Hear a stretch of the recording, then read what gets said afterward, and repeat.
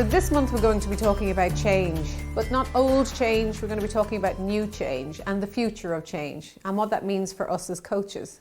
So in order to look at change, we really need to consider what are the stabilizers, what's the same, what is staying the same, and what is constantly changing.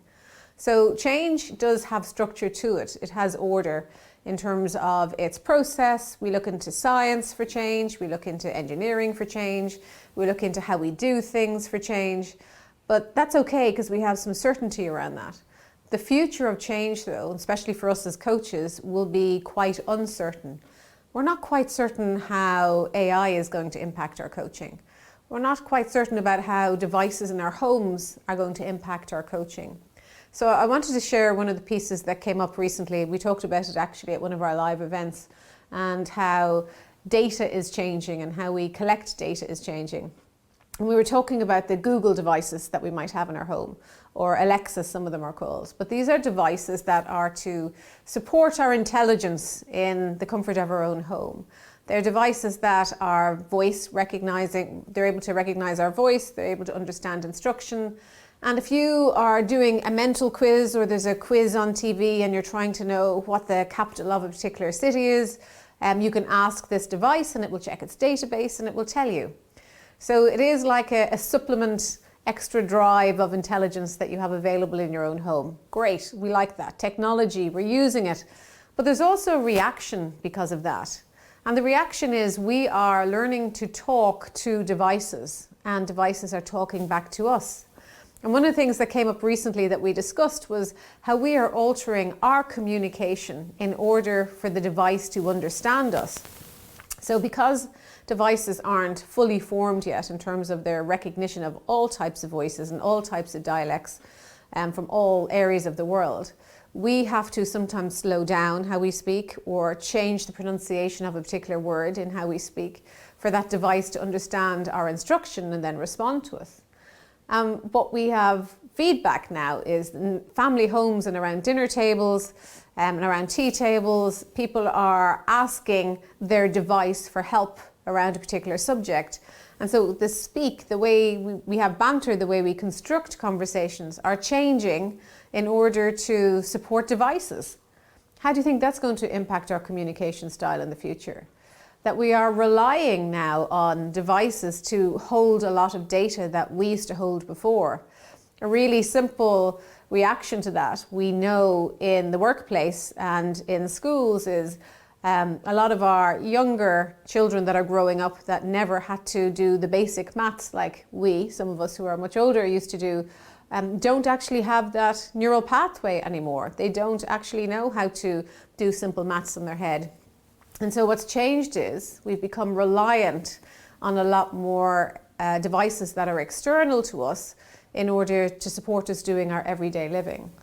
So how will this show up in our coaching in the future? How do you think we will be able to coach a client when they're going to rely on an extra source of their potential, possibly to meet their outcome, to meet their goal? So it won't just be them that's meeting a goal. Maybe it's them plus a device that will be meeting a goal. And how will we reality check that? How will we build rapport with it? How will we test it? How will we trust it?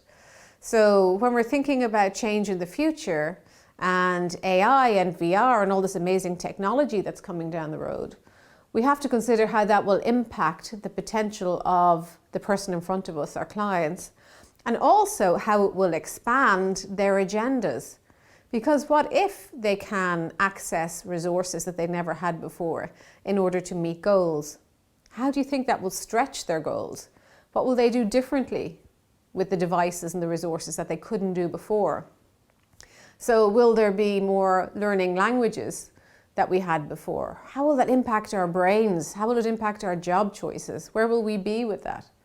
So change coming down the road will definitely be impacted by technology and what's happening with data.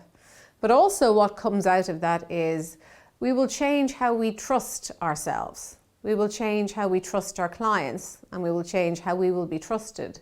And this is a really interesting topic we had recently with some of our faculty here at PSG, which is the new version of trust and how trust is changing.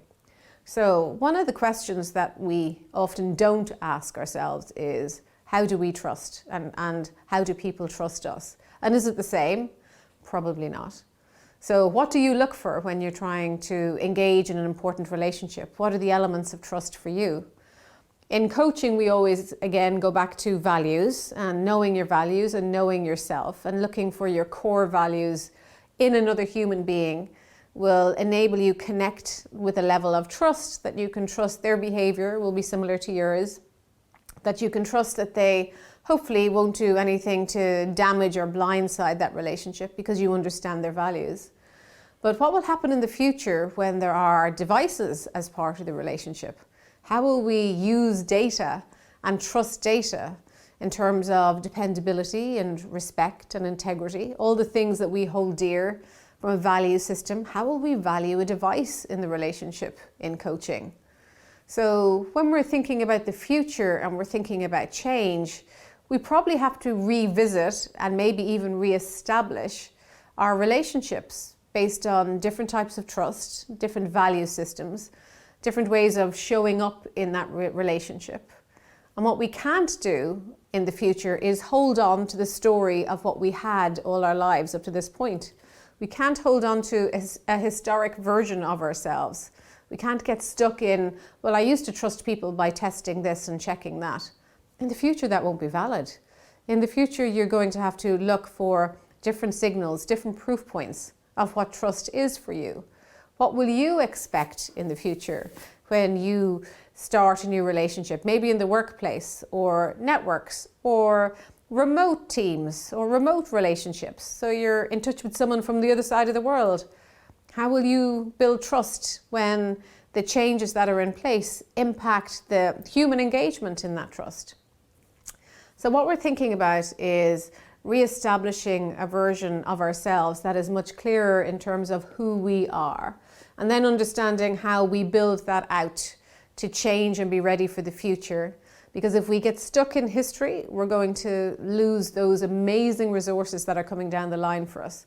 All the extra devices and knowledge, but we're not going to be just consuming that knowledge. We're going to have to cultivate the knowledge. We're going to have to use the science and the data to serve the who we are, still putting the human first. Because if we allow the devices and all those extra resources that we have become who or support us and be bigger than who we are, we will lose sight of the human. We'll lose sight of the pure creativity that we have as humans. And so in coaching, bringing it back to really simple terms, what supports us best in change are actually the 4 cornerstones of coactive coaching. What supports us in change, especially the first one, that we believe that humans are naturally creative, resourceful and whole. So what's the creative piece? The creative piece is something that's constantly changing and creating new systems with new data and new information. Resourceful is that you have what's available to you and what's adjacent to you and what's out there in the future. They become your resources that you can create with. And the whole is the whole person, all the intelligences. So change is much bigger than an agenda to work on a project with a goal with a limited number of resources. Change is going to be more complex. The trust is going to be more complex because the resources are going to be different and more complex. So in order for us to prepare for change, we're going to have to use some of the structure we have, which is the science piece, again, behind coaching, but always make sure the human, the art piece, is free to be creative and resourceful and whole. Because if we try and put the human in a box, then we are boxing in change, and change won't live in a box. Change has to grow and evolve and innovate and allow us flourish as humans and allow all the new changes incorporate into our lives, hopefully for the better. So this was a short talk on change, but it's really to be future focused. So you use what you have that's serving